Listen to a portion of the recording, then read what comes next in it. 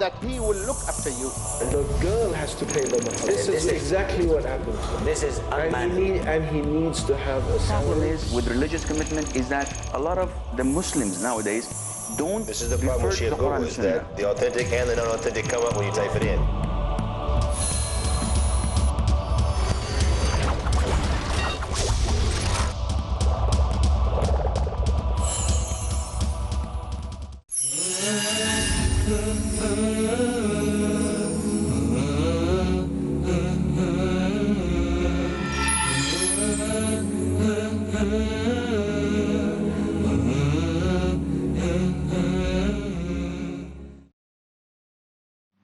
الحمد لله حمدا كثيرا طيبا مباركا فيه والصلاة والسلام الأتمان الأكملان على خير خلق الله أجمعين نبينا محمد صلى الله عليه وسلم. Brothers and sisters in Islam, welcome to a new episode where we'll be discussing something that you probably can relate to as you watch this right now. You look around, you're not necessarily at home, but out in the society, out in the world, and you see trials and tribulations, you see changes. Everything is changing, from governors and presidents to people to the environment, the weather. You know, subhanallah, a change is coming. And the change could be towards that which is good or towards that which is bad and evil.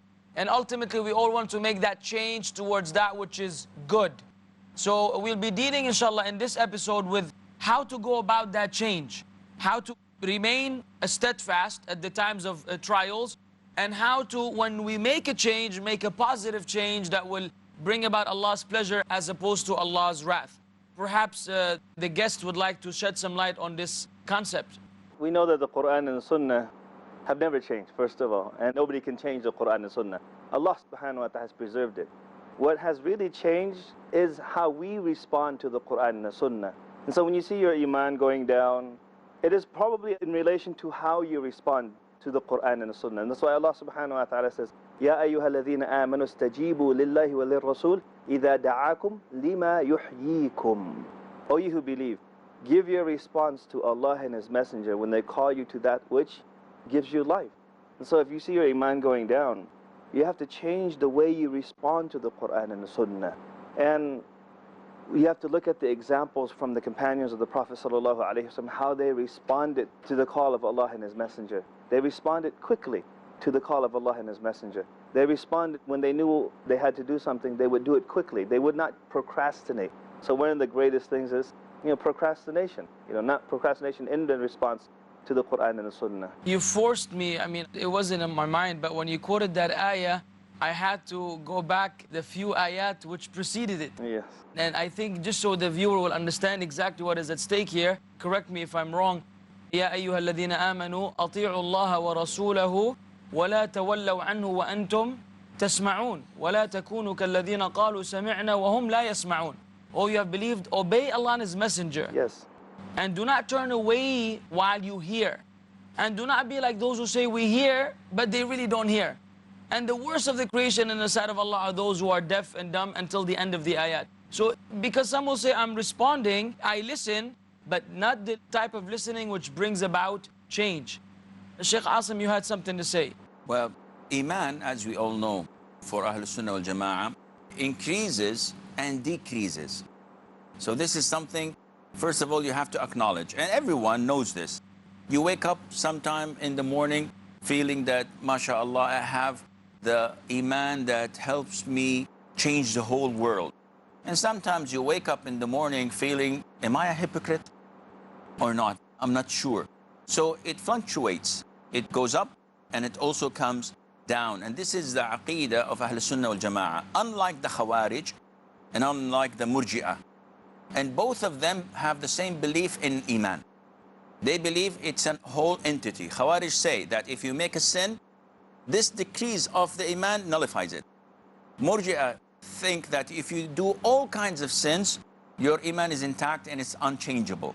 Ahl Sunnah wal Jama'ah believe in a different way. So part of our intention to increase our Iman is definitely manifested by staying away from sin and doing what is mandated and obligatory upon us. This is one part of it. That's the practical application. So respond to Allah and His Messenger, whatever they said, وَمَا أَتَاكُمُ الرَّسُولُ فَخُذُوهُ. Whatever the Messenger gives you, take it. وَمَا نَهَاكُمْ عَنْهُ فَانْتَهُ. Whatever he forbids you, then just leave it alone. The issue is people say, I know that, but my iman is not strong enough. There are too many temptations. My desires overpower me. They overcome. I know already I'm wrong, and I know this is right, but I just can't seem to get out of this loophole and do what is right. Okay, I have a way of being practical, like you're saying, because we're saying, oh, you know what, don't do this, do that, and it's not working for people. I have a principle, and it's my own principle that I made up. I say that just because it's halal chicken doesn't mean it tastes good. Okay? Just because it's halal chicken doesn't mean it tastes good. Somebody can cook the halal chicken and it's like, it doesn't taste that great, and somebody else can take that chicken and make it look really good. So now, sometimes there are events and things that are made to raise their iman, but they're not executed properly, and they're boring, and it doesn't help the person. So somebody says, come to the lecture and your iman will go up. But when they go to the lecture, the speaker's not prepared, it's a boring topic, and so on. And then they say, Islam has not raised my iman. I'm like, no, Habibi, it's this guy. He didn't do his job properly. He didn't put his heart into the speech. And so just because he's a halal chicken doesn't mean his speech is going to be good. Go and search out teachers that motivate you. Maybe at the masjid, the imam who's reciting the Quran is not putting his heart into the recitation. And you're praying and you just wish, you know what, can you finish, please? This is like, it's really painful. We were once in a masjid when we were in university, and from a distance I could hear the reciter. I said, is that really that reciter, that one we love so much? Al-Muhaysni, Al-Qari Al-Muhaysni. He had come to our masjid and he was leading the prayer. We run to the masjid. And as he's leading the prayer, we're like, read more, read more. I think I counted how many pages of Quran he read in that salah. Maybe like 6 pages. And the time passed. And we were like, please read more, please read more. And I would wish for the du'at and the qurra and everybody who's responsible for passing this message to really put their heart into making it beautiful. And I would like to thank even the Peace TV crew and everybody here to really putting their effort into doing these programs with ihsan. Of course, when you go into the masjid, even if you hear the salah, you have to kind of still walk. I believe based on the hadith, you meant your heart was running, yes. Your heart was running ahead of your feet. Yeah, I think one problem also with the people, sometimes they have this crash. That sometimes maybe after Ramadan, mashallah, their iman is very high, then they have this crash. Or sometimes after they listen to a lecture, mashallah, like they want to go home, they're going to pray tahajjud, and they're going to fast this and that amount of day. And then in the end, the same thing happens again. What we really need to do is really need to focus on consistency. And you have to make that conviction and determination that you want to do things consistently, but do not choose such a large amount that you'll be overburdened and all of a sudden you just leave it. And that's why the Prophet ﷺ said, خَيْرَ الْأَعْمَالِ أَدْوَمُهَا وَإِنْ قَلْ. The best of deeds are those which are most consistent, even if it's just a small amount. So you have to make the conviction, like right now, say, inshallah, from now on until the end of my life, I will never go to sleep unless I read at least half a page of the Quran, or maybe 3 verses. But you know what? Make that part of your character. You say like, Abdul Bari does not go to sleep unless he reads 3 pages of the Quran. And that way, you never hit that crash. But at the same time, you do not want to choose like, okay, I'm going to read a juz every time. You want to build it up little by little. So you might say, okay, I'm going to start with 3 verses. I've done this for the last whole year already. And of course, you're not only going to read 3 verses. You end up finding that once you start reading, you end up reading more. But let's say you're like super tired and you come home and you're like, I can't do anything. Then you say, but I have to read 3 verses. So you read 3 verses that day, yes, or even then when you have like exams and so forth, you don't have time. You might say you don't have time. You can still put that into your schedule. So you have to think about consistency. You have to put that into your schedule, consistency in doing good deeds. And because once you are consistent in something, when you're obedient to Allah, you do good things, it leads to another good. So even if it's just a small amount, be consistent. I would actually add to it, Sheikh Abdul Bari. Sometimes the problem isn't that it's small, like 3 verses. The problem is that a person forgets to do it. Yes. And for our viewers that have like phones and smartphones, there are apps that a person can have that, deed apps or daily deeds. Yes. You just put in, I want to read 3 ayat, I want to phone my parents, I want to do this, I'll make sure I drink 8 glasses of water. And then at the end of the day, when you're sitting back, you can check these things off. Did I read my 3 ayahs? No, I didn't. Okay, let me take out the Mus'haf right now and read my 3 ayahs while I'm sitting here. So that reminders, yeah. Yeah, first of all, reminders are useless if they're not easily accessed. So you have to really put them in places where you can always see them, or you know you're going to see them every day. And so sometimes it might be just on the, if you're going to drive to work, I mean, put it right on, maybe tape it onto your steering wheel, and you might see it. I remember some of the stuff when I was at the Jamia Islamiyah, I used to write that on my watch, because every time, to remind me of certain things, I would just tape it on my watch, certain things that I needed to do every single day. And it's like every time I take my watch, there's a small little print right there, and then I could see it. So, because you always look at your watch. Whatever it is that you do, maybe it might be your wallet. Anytime you take it out, you'll remember, oh, wait, you know what? I need to read my verses. And so you're in your car, and then you remember that because you bought something. So you have to put it in a place that you can always be reminded of. Of course, the viewers, please do not stick it on your children's forehead because they're running around the home all the time. So as a reminder, that's not advisable, and it may cause to harmful things at home. And no, if all else fails, then they can call Sheikh Asim. Well, we'll take a break, inshallah, and maybe you can call him after the break.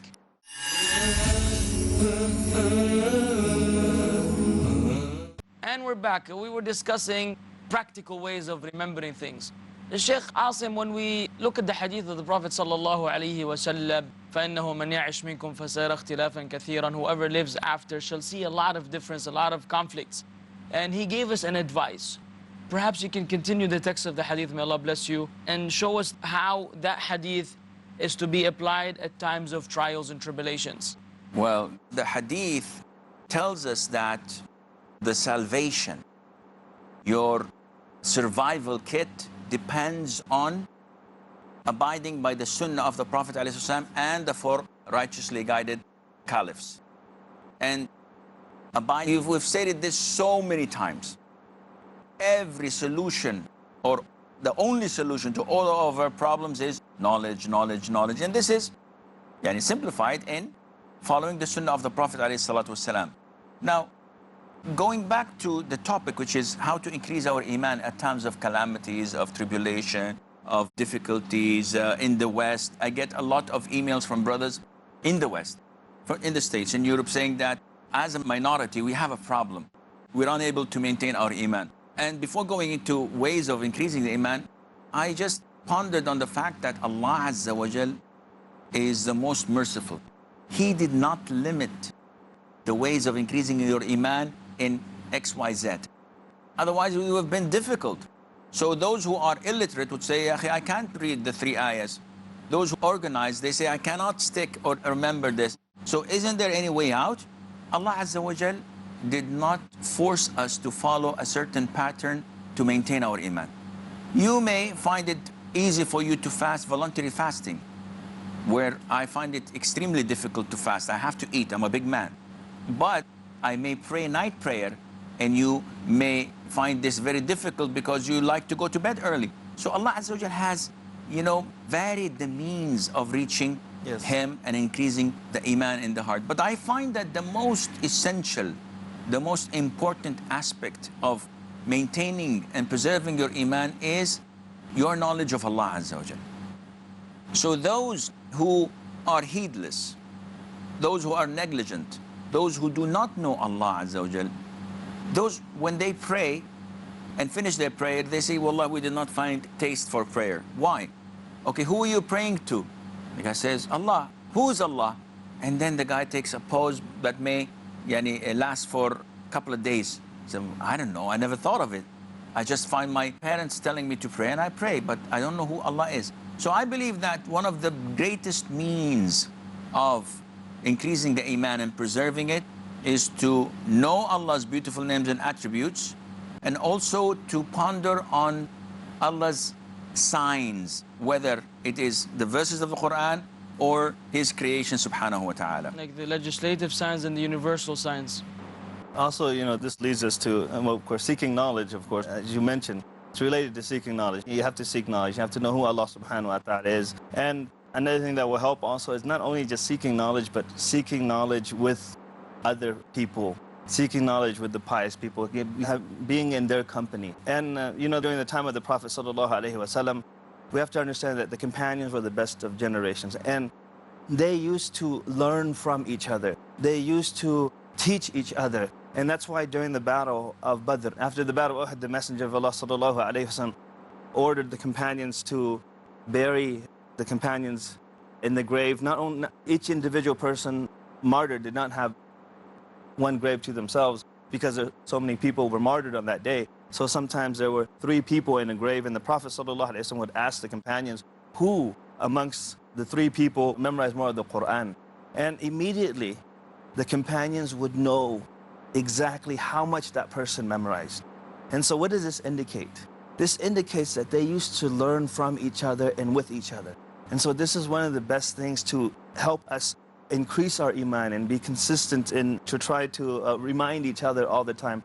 And because sometimes when you want to go to a lecture or you want to study and you want to read the Quran, you might be tired, you might have excuses or so forth. But when you have a friend, you have a good friend that always reminds you, this will push you also. And then you'll see that, oh, mashallah, that really helped me. Alhamdulillah, I have that person who actually reminded me. And so it's very, very important to be in good company and to learn and teach each other and remind each other all the time. So knowing Allah's names and attributes, reflecting and pondering upon Allah's creation or upon Allah's revelation, being in a good companionship, maintaining good friends who can, like this, as the brother mentioned, the seller of musk, those who can get you closer to Allah Azza wa Jal. What else? I would say something to add to that, because these are like things you should do, but also things you should avoid. Because we know that sins make black dots. If we're not repenting to Allah and the sins start piling up, then that's going to affect our iman.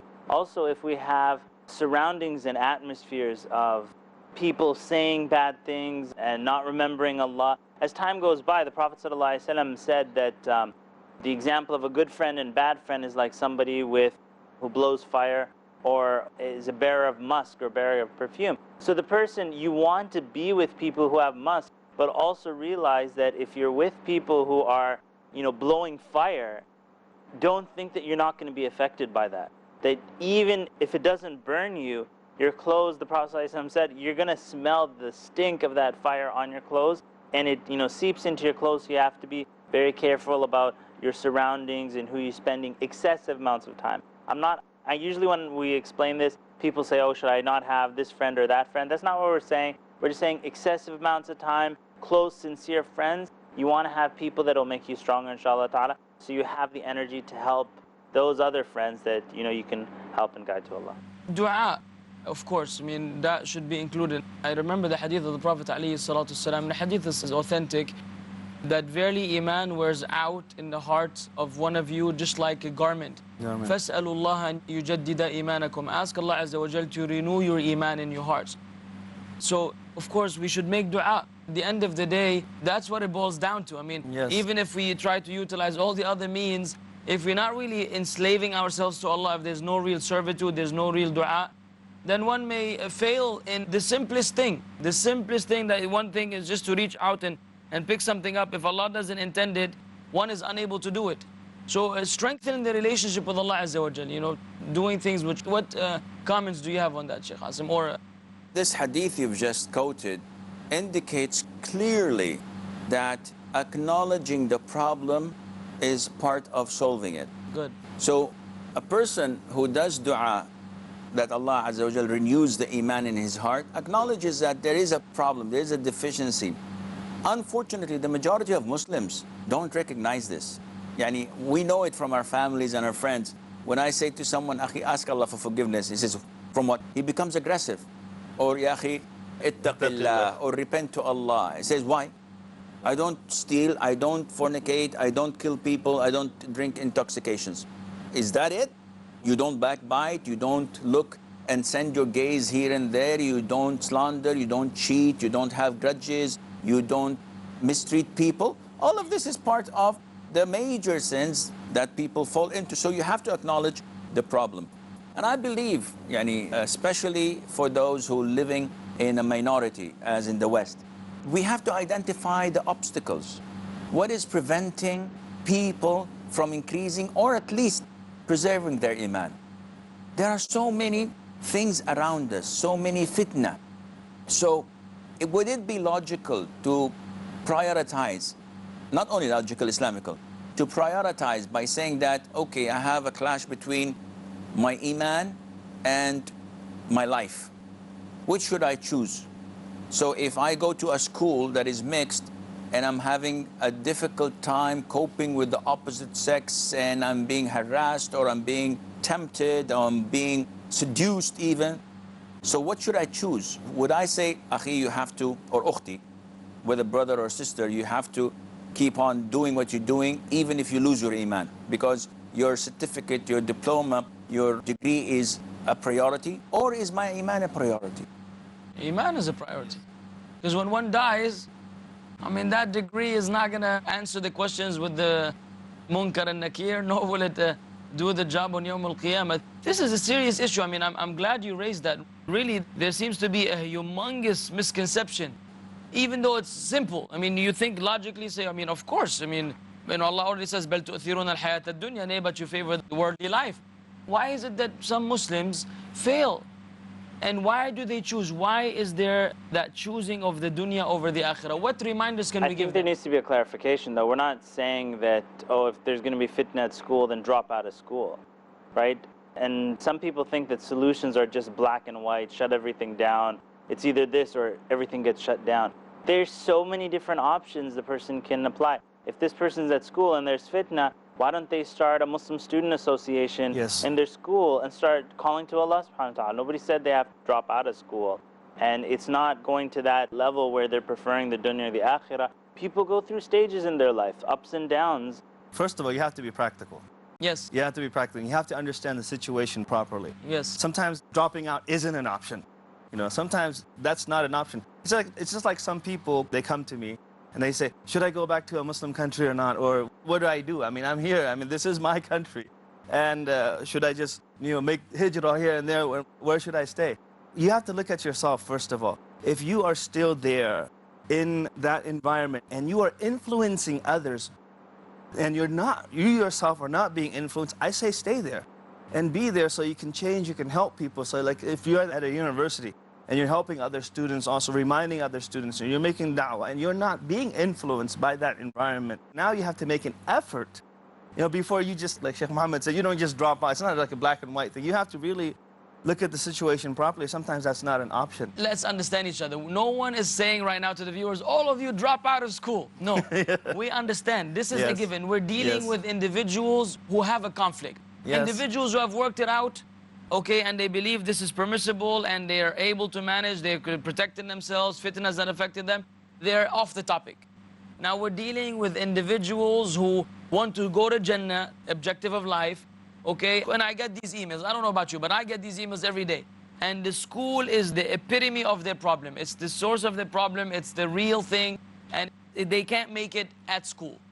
This is what we will be discussing in the next episode, inshallah. We want to give them some real, sincere advice so that all the Muslims can benefit, inshallah. Jazakumullah khair for tuning in. Assalamu alaikum wa rahmatullah.